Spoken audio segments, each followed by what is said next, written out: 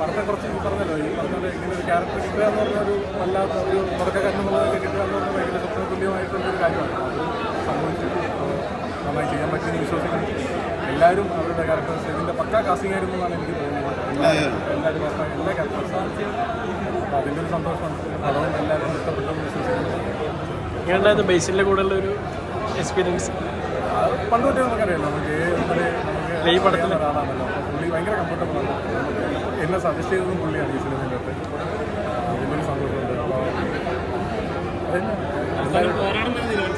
അതെ, ലൈഫിലൊരു മാറ്റം ആവശ്യമാണല്ലോ. അതുകൊണ്ട് പോരാട്ടം വേണ്ടി ലൈഫ് തന്നെ ഒരു പോരാട്ടമല്ലേ, അത് പോരാടിക്കൊണ്ടിരിക്കുക. അത്രയേ ഉള്ളൂ.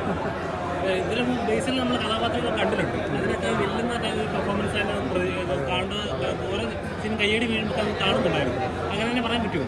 ഉറപ്പായിട്ടും നമുക്ക് ഈ സിനിമ നമ്മൾ കഥ വായിക്കുമ്പോൾ കിട്ടുന്ന ക്യാരക്ടർ ബേസിൽ തന്നെയായിരിക്കും.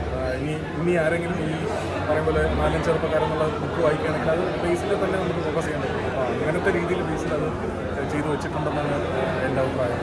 പുള്ളിയുടെ കരിയറിൽ തന്നെ വേറൊരു ട്രാക്കാണ്, വേറൊരു ലീഗ് മാറ്റമാണ്. അത് ഭയങ്കര ഗംഭീരമായിട്ടാണ് പുള്ളി ഹാൻഡിൽ ചെയ്തിരിക്കുന്നത്. എല്ലാവരും സജിൻ ബിജു മോളുടെ ക്യാരക്ടർ ഭയങ്കര പവർഫുള്ളായിട്ടുള്ള ക്യാരക്ടർ. സന്തോഷം. ഒരുപാട് കരിയർ ബെസ്റ്റ് പെർഫോമൻസ്